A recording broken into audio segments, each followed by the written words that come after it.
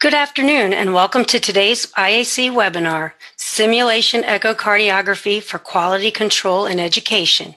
My name is Kelly Bear and I'm the Creative Designer with Marketing Communications at IAC. Before we begin, I'd like to take a moment to review a few technical matters and let you know how you can participate in today's session. We would like today's webinar to be interactive, so we encourage you to submit questions. To do so, use the Questions tab located on the left side of your screen. Please submit questions anytime during the webinar, as we will monitor questions throughout the presentation and we'll try to answer as many of them as possible during the Q&A period. Also on the left sidebar is the Resources tab. Click on this tab for links to today's handout, a PDF copy of these PowerPoint slides. Select the file name to download the handout. Lastly, in the lower left of the player, please note the Request Support button. If you experience any technical problems during this webinar, click this button. A technical expert will be there to assist you with any issues you may have. For those who like to take notes during the presentation, look to the right of the slides and click the Notes tab. There you will see a white text box where you can take notes on today's webinar. These notes will be emailed to you automatically at the end of the session. To be eligible for the ASE CEU credit, you must be registered, logged into this webinar, then complete the survey. The survey will appear on your screen automatically at the conclusion of the live session and also be available from the IAC webinars portal for 3 business days. If you're viewing this webinar in a group, please be sure you are also individually registered and logged into this webinar on another computer or device so that we have record of your attendance today. Today's presentation is being recorded and will be posted at a later time for on-demand viewing. And now I would like to introduce today's guest presenter, Dr. Harvey Feigenbaum. Dr. Feigenbaum is the Director of Non-Invasive Diagnostic Cardiac Laboratories at the Indiana University School of Medicine. He is widely recognized as the father of echocardiography for pioneering the most widely used cardiac imaging technique in the world. Dr. Feigenbaum was the founder and past president of the American Society of Echocardiography, has served as the editor of the Journal of the ASE, and also was made a Distinguished Scientist of the American Heart Association. Among his many contributions to the medical profession are training many of the first cardiac sonographers and developing the first courses in echocardiography. And we are honored to have him with us today. And with that said, I will now turn this webinar over to today's speaker, Dr. Feigenbaum. Doctor? Oh, thank you. I have to start with 2 items. First, a correction. I'm not director of anything anymore. That's a long past. And I unfortunately have to start off with well, not necessarily unfortunately, but a self-inflicted conflict of interest. The company that produced the software that I will be using to demonstrate simulation learning for quality control in education is owned by my son, Tom. This is the same Tom that produced ProSolve, which is now Synapse Cardiovascular. And the reason for that is because simulation echocardiography was created at my request and with my assistance to meet my perceived urgent need for such a product. Now, what was this urgent need? Those who've known my career, I've been worried about the quality of echocardiography since day one. Because of its relative simplicity and non-danger to the patient, it is prone to abuse, overuse, misuse through the history. That's one of the main reasons I even formed the American Society of Echocardiography. Well, things are not getting necessarily any better. You have to remember that the most dangerous, expensive test is one that gives wrong information. I've always said that ordering a test is like throwing a pass in a football game. 3 things can happen. You can complete the pass and make advances towards the goal, or you can order a test which gives you valuable information that helps you take care of your patient. That's what it's all about. But there's 2 other things that can happen. You can drop the pass, incomplete, and you wasted it down, or you can order a test that gives no useful information and you wasted resources, time, but there's a third option. The pass could be intercepted. Now you're worse off than you were when you started. Well, that's the same thing as wrong information. That's a disaster, has to be avoided at all costs. Now, to make matters even more complicated, I was told not long ago that in 2017, there were 34 million echocardiograms in the United States. It is frightening to think how many gave wrong information. In my judgment, there is clearly a need for more effective quality assurance. Now, as a safeguard, I've always felt that clinicians should be comfortable in looking at their own echo images and not just reports. That's one reason I got my son, among others, to develop this digital echocardiography and digital reporting so that the images are available. And now with electronic medical records where you can actually see the images, it's important for clinicians to be able to look at the images and feel comfortable. We make sure that the reports and the images make sense to that particular patient. You know, the reports are not necessarily generated by knowing a lot of information about the patient. Sometimes it's wrong information.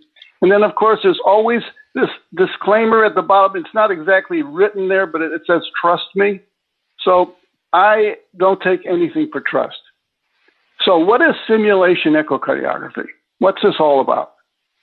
This software program presents the user with real-world echocardiograms with the ability to make measurements and interpretations in a manner similar to how they are done in an echocardiographic laboratory. I like to think that what we're doing is somewhat similar to learning to fly in a cockpit simulator. And why simulation echocardiography? Well, multiple choice questions, the honor system, lectures, printed material, demonstrations, even webinars have serious limitations as to their effectiveness and knowledge retention. You may doze off, you may not hear everything, and you just got overloaded with information and you just can't remember. I call that passive learning. You're just listening and trying to store the information. You will remember that which you got wrong longer than that which you got right. You learn from your mistakes. You're actively doing something, trying to learn and do something. And if you forget and make a mistake, you'll never forget it. That's active learning. That's simulation learning. There are current simulation applications, and there's obviously room for more. One is Test and Teach, a product that's for practicing echocardiography physicians and sonographers. It's a form of quality assurance. And most places where you get CME credit, we create our own institution, or you can get it through ASC when in their Test and Teach product. Now, we've even extended Test and Teach to our interventional cardiologists and nuclear cardiologist readers here at IU Health, because it's of the great success it's been with echo. Same basic principles. But there's also an education application. Introduction to Echocardiography, and I'll be saying more later, forms an accelerated introduction or training of cardiology fellows and sonographers, and it's also for physicians' assistants, nurse practitioners, and physicians using point-of-care ultrasound. And over the past 2 years, we've actually introduced echocardiography to our second-year medical students prior to our cardiology lectures, all of which contain echocardiography images. It's currently only at Indiana University's School of Medicine. In fact, let me just show you, there's a poster that we presented 2 years ago when we first started. This was at a local meeting showing the results of our first exposure to it. And the results were really quite interesting. One of the most interesting of all was the understanding of cardiology and introducing echo to medical students in the second year. 78% and 79% thought that they were definitely appropriate.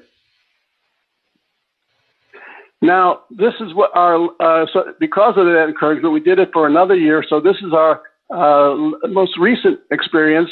We made a poster, and this was just presented just 10 days ago at the National American College of Cardiology meeting in New Orleans. And basically, the results were that the students were asked whether introducing echocardiography to second-year medical students was appropriate, and it went from 79% in 2017 to actually 89%. And even more impressively, those who disagreed went from 14% to only 2%. So our conclusions were that we introduced echocardiography via novel simulation software, the unit modeler, to preclinical medical students, which was found to be popular. Most students indicated that learning echo during second year of medical school was appropriate and helpful in understanding, and the unit modeler was a practical learning tool for learning echocardiography. That's not surprising to me, because cardiology and echocardiography, cardiology is the study of the heart. Echocardiography provides visualization of the heart and function.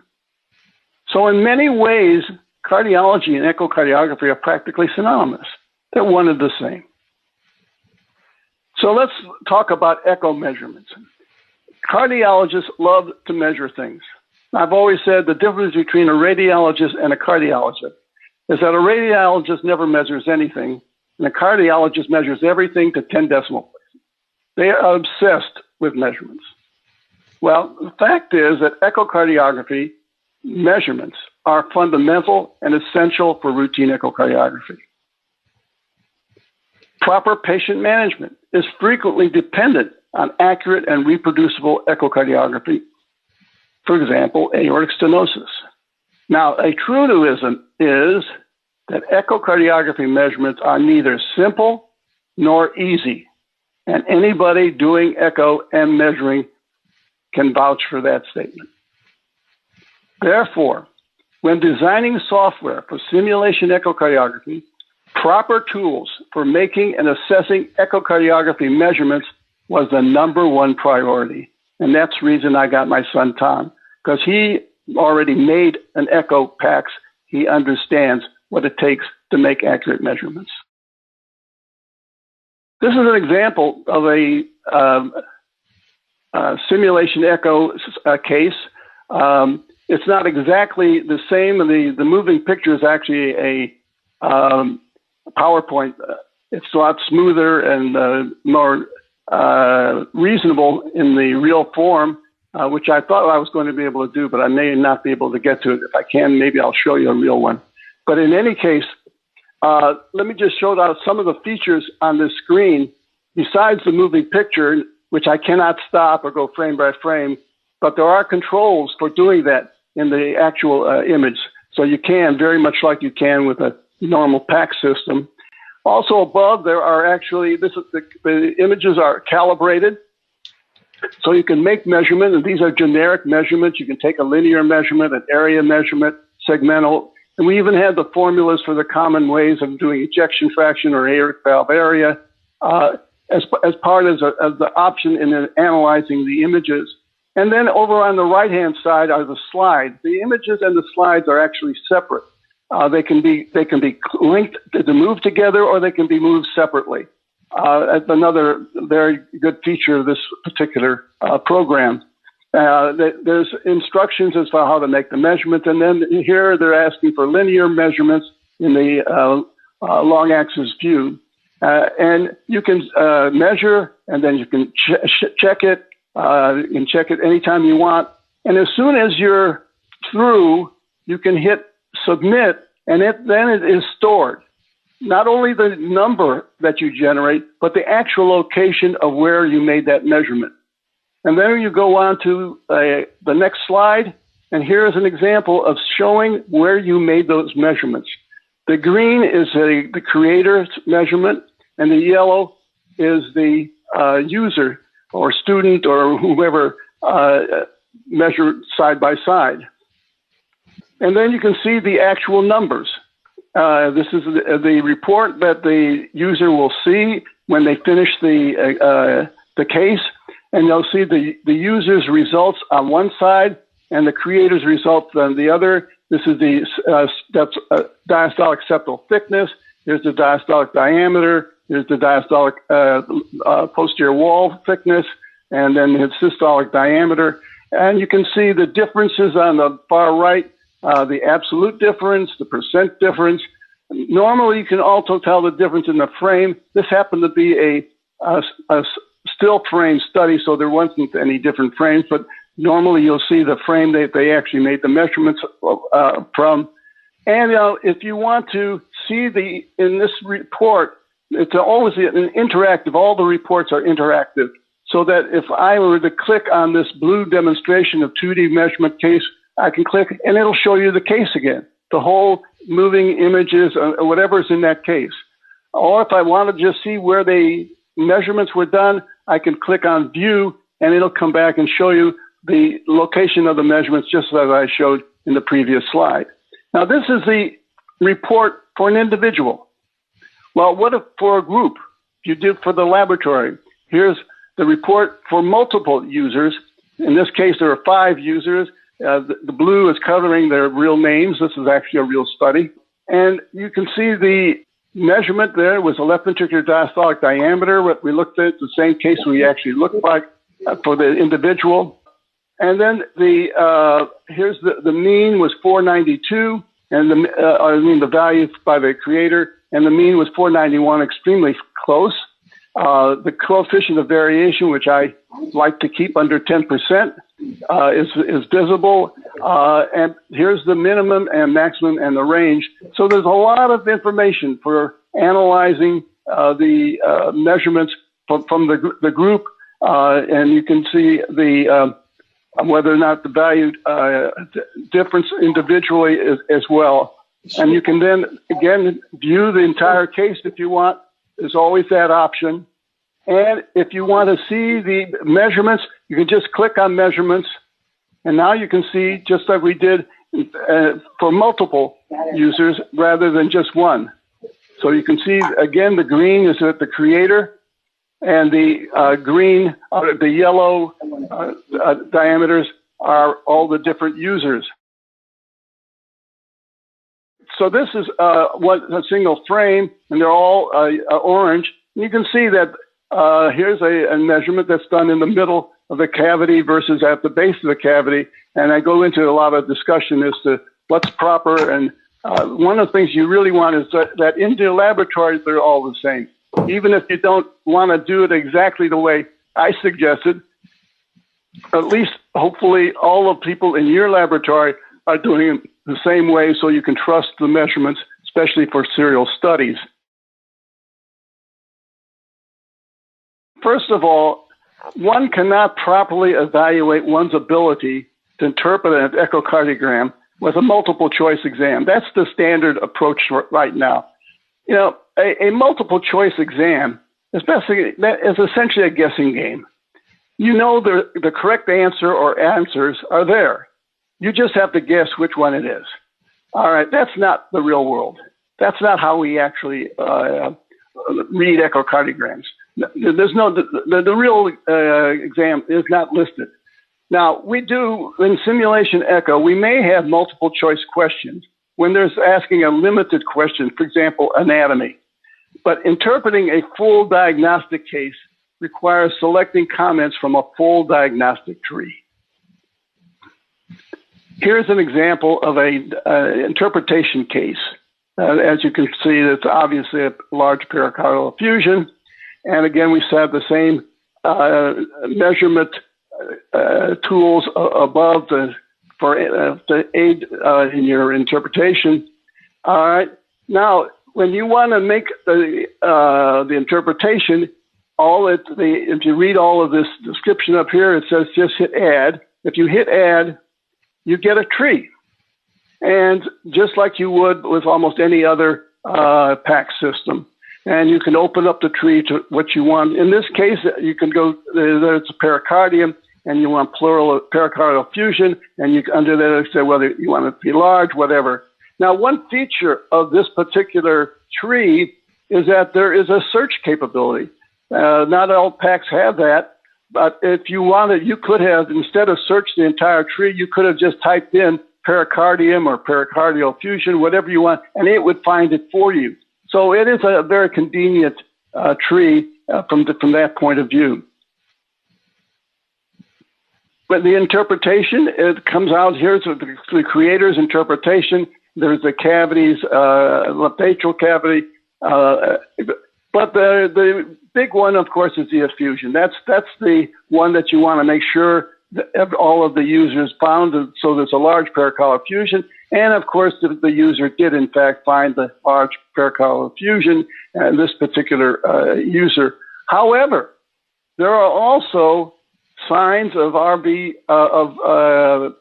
hemodynamic consequence. There was RV diastolic collapse, there was right-sided diastolic collapse, respiratory variation in both the tricuspid and mitral valves, and that was not noted. And that is a serious problem. So in evaluating this particular case, hopefully this person will remember that there are features of diastolic dysfunction or of a hemodynamic compromise that they should know. And hopefully they'll learn from their mistakes. Because where they made mistakes, they had a learning experience. If everybody gets everything right, they didn't learn anything. They already knew it. So when I see someone who missed something, I feel good about it, that hopefully now they're going to learn from their mistakes. And then, of course, once they have the answers, we show the details. For example, if they want to see the pericardial effusion, if you click here and it says pericardial fluid long axis, you click on that and you'll see X is where the fluid is, the pericardial fluid is in the long axis. If I clicked on short axis, it would show the same thing, only it would be in the short axis view, and the same goes for the forechamber and the subcostal. And then we go further into the analysis, and then all of the signs of hemodynamic compromise, in this case, the tricuspid variation of flow through the tricuspid valve with respiration, and then all the other signs of hemodynamic consequence. You click on it, then the next image will show up showing those with annotations showing the features that make up that diagnosis. Here's another example of a patient who has for an interpretation case. Again, in this case, there were actually 12 images, but I'm just going to show 3. This is one of the 5-chamber view. Here's a Doppler examination that shows some very high velocities. So it's obviously some serious obstruction in the outflow tract. And I even throw in M mode. I know that the M mode's not as popular in many places, obviously. I know M mode very well, and there are some aspects of M mode which are very useful. That does not include M mode measurements, by the way. I don't think I do make any M mode measurements. I created them, and I know their limitations. But in any case, the issue now becomes, all right, these are just, here we have this outflow obstruction. Where is it? Is it valvular? Is it subvalvular? And I go through this discussion in this. And interestingly enough, the M mode was specific.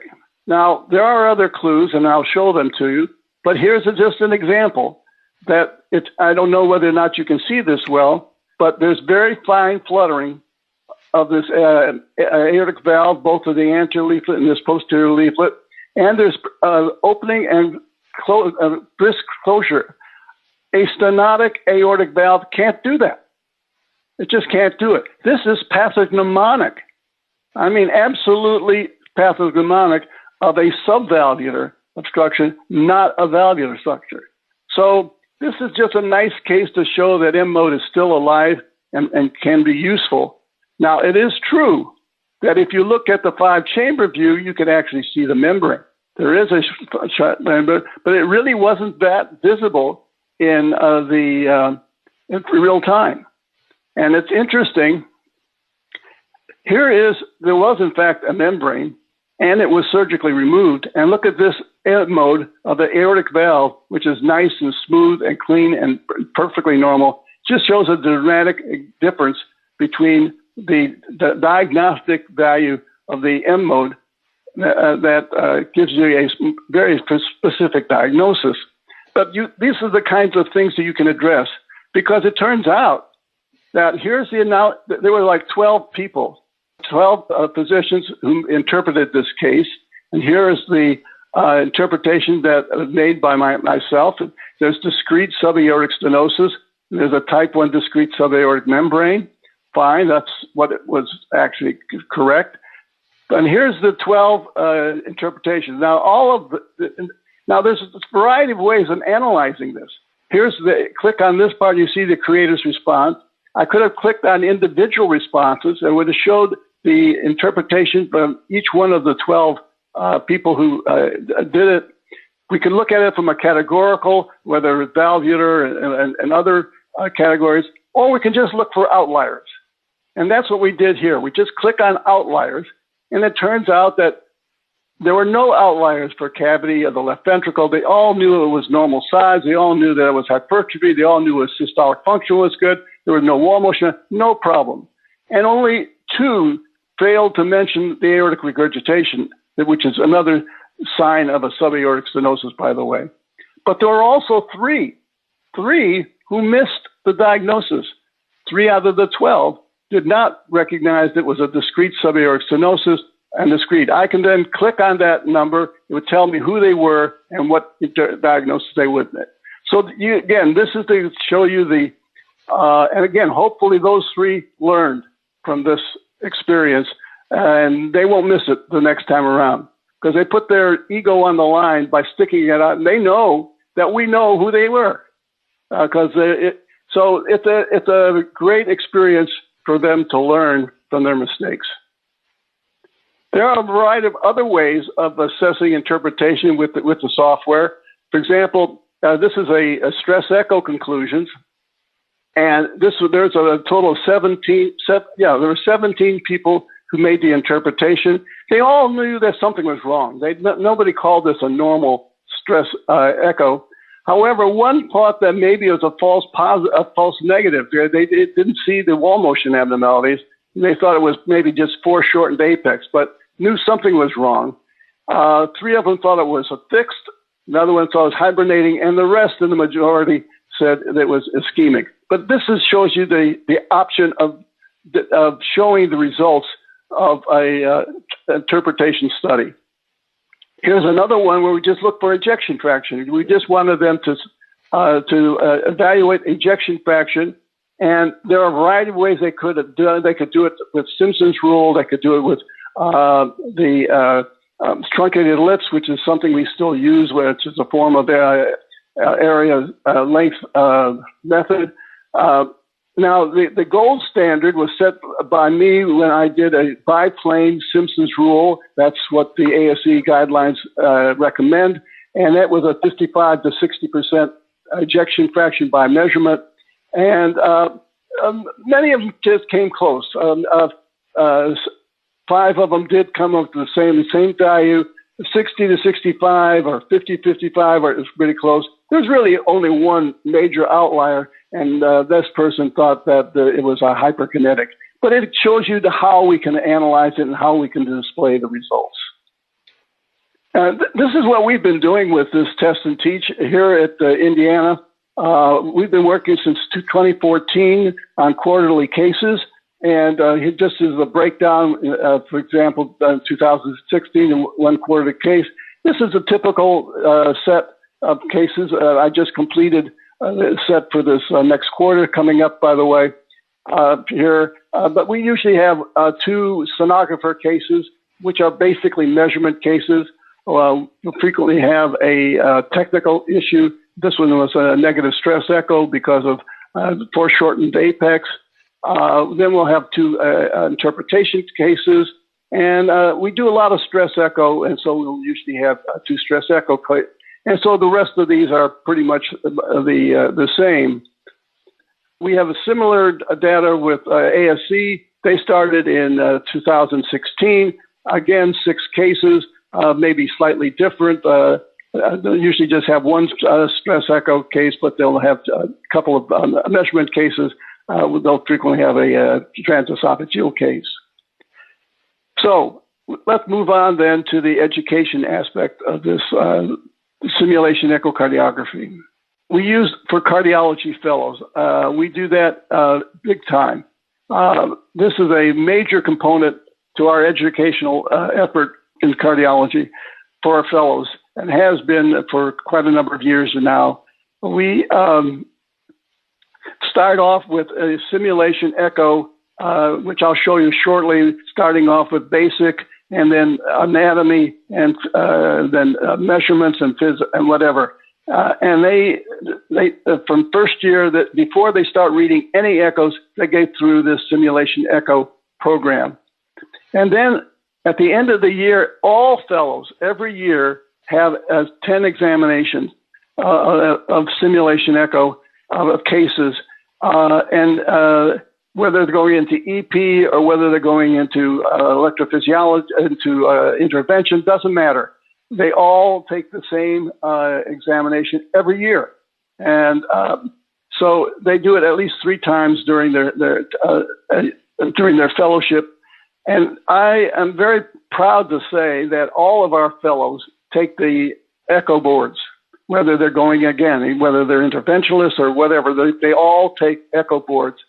And to my knowledge, especially since we've introduced this program, but even before that, we have been very successful of our fellows passing the boards. I can only think of one fellow in the last 5 years or so who did not. So I think that this program is certainly contributing to that success that we've had with our fellows. And now there are several other fellow programs in the country which are using the same program, the same simulation echo. And then, of course, the next one is the sonographer trainees. And we don't have a sonographer trainee program per se. However, we do have a lot of turnover. We have new sonographers who enter the group fairly frequently, and they come from different programs, and it's amazing how different things are done at different places. So they go through this training, this simulation echo, just to let them know how we do it here. And then of course they take their quarterly exam, test and teach exam like everybody else. But we have them do this introduction process just when they start at this institution. Now, there are quite a few, there are dozens of sonographer programs in the country who are using simulation echo, and very successfully. We judge by their renewal rate, which is very high. So they seem to like it. In fact, I'm going to one of the sonographer meetings next month because of our effort towards sonographer training using simulation echo. And then, of course, we talked about medical students, but we've been doing a 4th-year medical student elective for quite a number of years, and that it's a month of rotation, and it consists of a link to simulation echo, and I give them a copy of the Feigenbaum textbook, and they're on their own. And what they do, they spend the morning with in the laboratory, echo lab, with the sonographers, seeing how the exams are done, and they will frequently get their hands and do a little bit of scanning themselves. But in the afternoon, they will read with the readers, but most of the time they read studies. One of our students read 143 cases from stimulation echo. There is that many cases. There actually were 123 new cases, and the other 18 were doing them over, showing that he did learn something because he got it wrong the first time and he did it over again. That tells me they learned something. That's the beauty. Let's give a link to the nurse practitioners and to physician's assistants, and they can then learn on their own simulation echocardiography for their personal education. And certainly available, there's interest among emergency room physicians in this product as well. Now, there are certain education features. First of all, it's self-learning. They really don't, they need very, very little supervision. So for those who run programs, especially the sonographer program, they're busy, it's a godsend for them not to have hands-on close supervision of all of these trainees. The program is intuitive, very little instruction necessary for knowing how to do it, and they go on their own. And that's exactly what happens with these medical students. I just check with them. Now, I do supervise. I do know what they're doing. You can monitor. Well, first of all, the user gets feedback and results and teaching points right as they get. But all their interactions are monitored. So it's not like they're out and they're loose, but we see them and monitor them as they want. And as I mentioned earlier, this is all done with web-based technology, so they can use any computer from anywhere at their time, frequently on weekends or at home or whatever. And the ASE guideline documents are embedded in the software. And I point that out periodically in the program. This is what that looks like. It starts off with an introduction, anatomy, measurements, and then interpretations. Simple enough.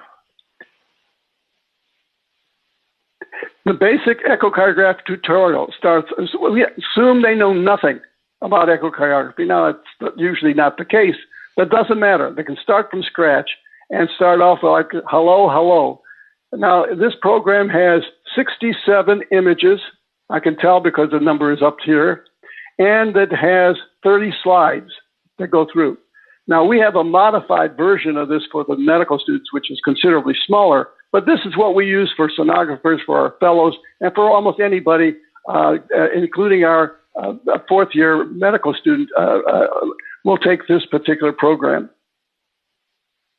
And this is the tutorial that covers the introduction to the teaching concept of simulation learning, basic ultrasonic imaging, M-mode, 2D, and the 2D is pretty extensive. We spend time about artifacts and measurements, the basis of Doppler recording, Doppler measurements, 2D Doppler and color Doppler, and again, all of the limitations as well as their advantages of all of this, of both, especially color Doppler, which has a lot of limitations as to how to interpret what you see.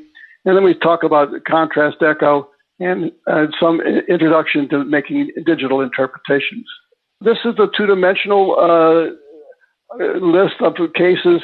Now, for example, these 7 basic, that would be for like our medical students would just have these basic, but all the others would require what we call advanced images. But if just the ordinary clinicians would just know these first 7 cases and recognize the anatomy, that would go a long way towards recognizing, being able to be comfortable to look at an echocardiogram and see if the images and the reports jibe.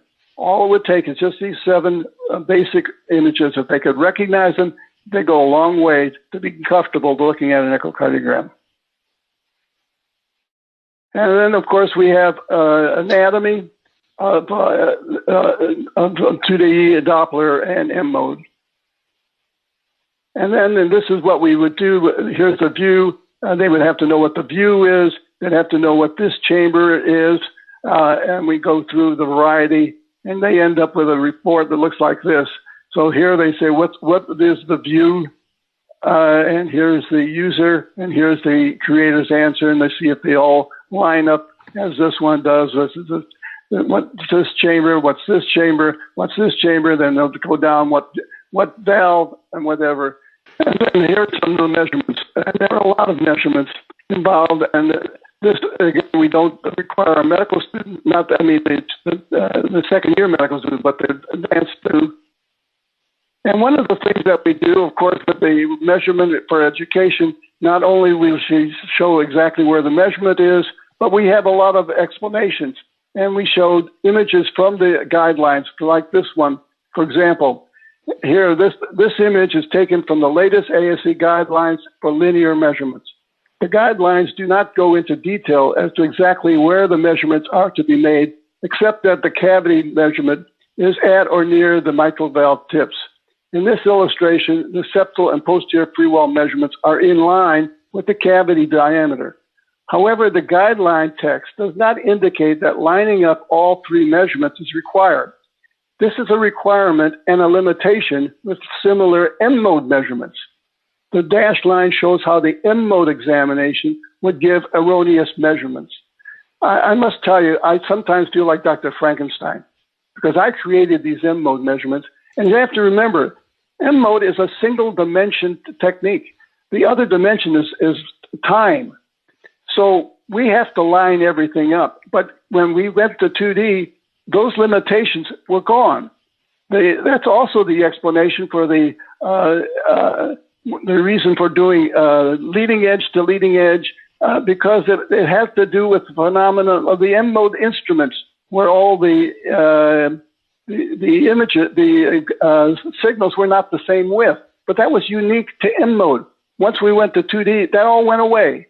And when 2D came along, all the errors inherent in M-mode were known by me, and we don't make any M-mode measurement, but yet they persist. And unfortunately, we have to undo a lot of learning that's no longer relevant and misleading. But in any case, I go into this. I look at this as much education as it is training. So, and because I've been around as long as I have, I usually know the historical background of how a lot of these misconceptions occurred. And I point out that in this relatively young normal subject, in our measurement case, the wall and cavity measurements could be actually done in line, but that's frequently not the case.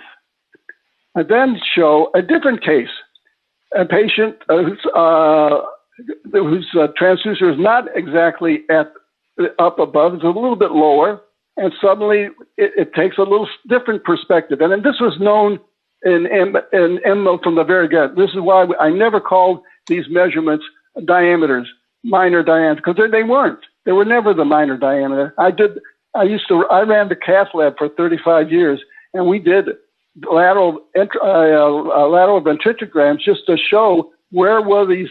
We didn't have 2D available in those days, obviously. And I knew from the very beginning they were never really minor dimensions.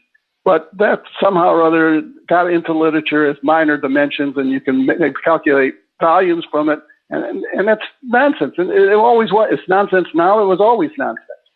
But in any case, so here I show that inline would cause the septal thickness to be too thick. And so here we go. It said wall thickness measurements are clinically important, but can be the most difficult measurements in echocardiography. This patient has left ventricular hypertrophy, and the transducer is in a slightly lower interspace, which is quite common in adults. An M-mode or an inline 2D measurement of the septum would be erroneously too large. Wall thickness measurements must be perpendicular to the walls. Either of the two septal measurements would be more accurate. Then I remind them, official ASC guideline documents can be seen by minimizing or closing this case and clicking on resources. It's embedded in the program itself. So the next component to this instruction, of course, is interpretations. And so here are some of the, what we call categorical list of the cases that are in the simulation echo. And this varies because we add cases all the time. Interesting cases we always add. So there's probably 5 to 10 to more in each one of these categories but you'll know if you want to look up cardiac masses, then you can spend your time on cardiac masses. If you're interested in the aorta, you can just do aorta. So this is a categorical list of cases. Or you can then do just routine, which is random. Now, this is the real world. This is how you see it every day. You don't know what category they're in, and this is the other way of looking at it. Now, I told you about the medical student who, fourth-year medical student. He did 123 different cases. That shows you how many cases we have available. But he did them 142 times. So there was 18 cases which were repeated, such as this one. Here's a case in which he repeated it because he obviously got something wrong and he learned something. So we can monitor. what they're doing. I can click and know exactly what he did. I can know what the interpretation. So I don't supervise them closely day to day, but on the other hand, I monitor what is going on throughout the course of the month, and they're busy. They're busy. And this also tells how much time they spent on each case, the date, and sometimes they start one day and complete on a different date. It's a very nice, useful, and if they monitor it, for example, here's one, they started the case, they started a 3D case, but he never finished it. So this gives us a good understanding, and it's a popular rotation. There's one today, right now, going on, and he's already done 67 cases, and we're halfway through the month. So there are some very practical features or options that you should know about. First of all, there's a web version of any computer anywhere, and where you read it from home. And this is actually where most users actually do it. They do it through the web version because it's very convenient. They can do it on a Mac. It doesn't really make a difference where. And they frequently do it on the weekends at home. And we do updates with new cases and which are added periodically. Now, this is one of the most important. New cases can be created locally. Case creation tools and instructions and assistance are available. This is something that you should really think about. If you're in a group, or you're with a laboratory or a hospital, you might want to do your own cases. They're not that difficult to do. But, as I said, it's not intended necessarily for me to be the gold standard that everybody has to match. That's not the purpose. The purpose is for you to take care of your patients with repeatable studies and interpretations and measurements so that you can manage your patient properly. And you may do things differently. And there's nothing wrong with it. Despite the fact that we have guidelines, they're not in concrete. Even among you look at the textbooks, they're not all exactly the same. And there's not everybody who agrees with the guidelines to some extent, as much as we may try. We still have people like the Mayo Clinic who look at their images differently. They have the right on the left and the peristernal views different than most others, and there's others that do the same. We have the pediatricians who look at their apical views with apex down instead of apex up. So there are always been differences, but the important is that you know what you're doing, and hopefully you're all doing it at least in your institution, the same way. So seriously consider wanting to do your own cases or even modify the cases that are there.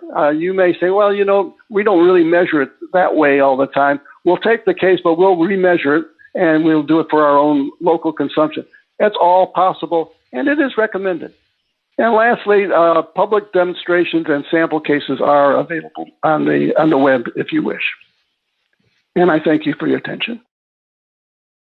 Okay. At this time, we'll begin the Q&A session. From IAC Echo, I'd like to introduce Sue Jensen and Ann Groves, our senior clinical specialists.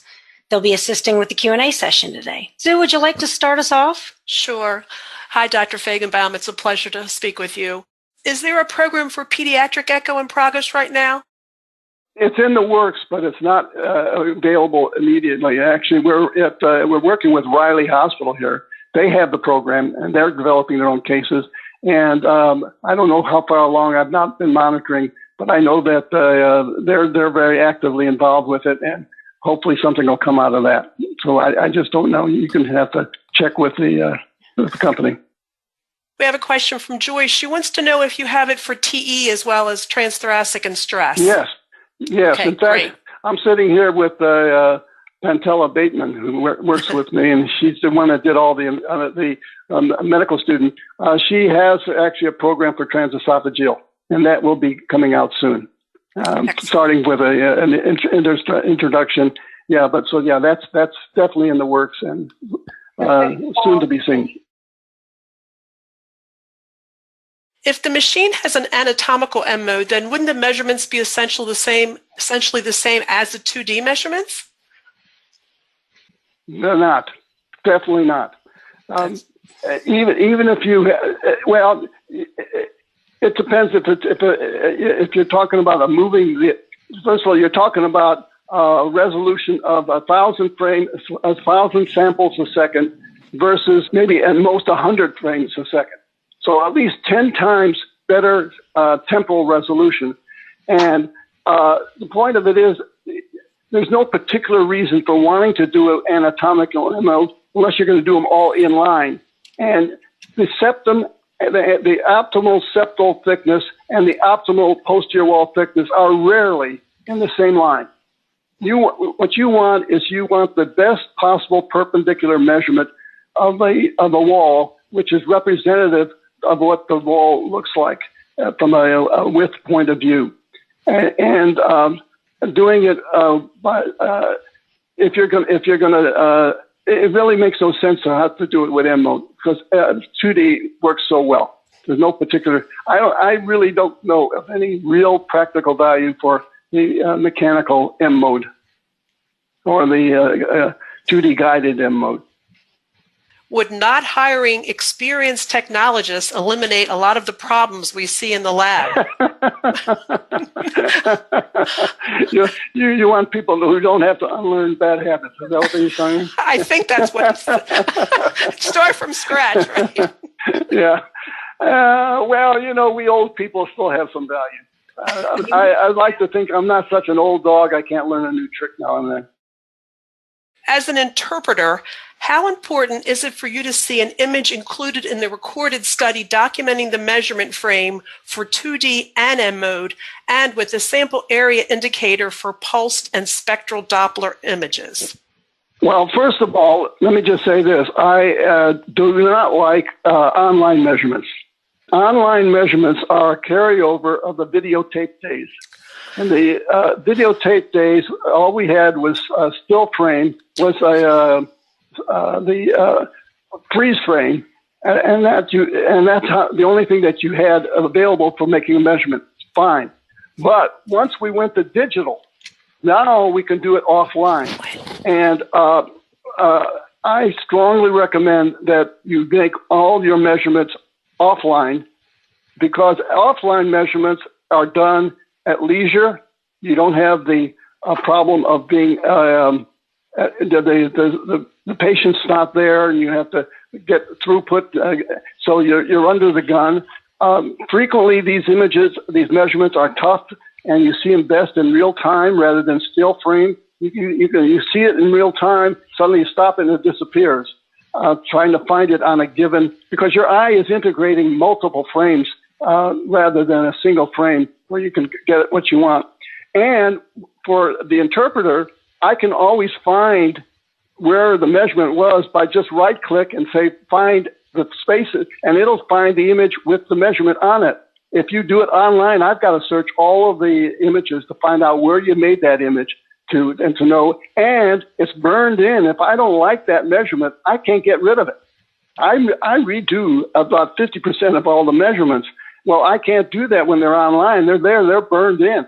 And you don't want anything in the report that you disagree with. So I prefer offline measurements, and that's all we do here now. And I have for a long time. Dr. Feigenbaum, it's Beverly. I'm pinch hitting for Ann. So can you talk a little bit to the audience about how you incorporate all this information into your QI meetings? Is this shared during your QI meetings? Absolutely. That's a strong part.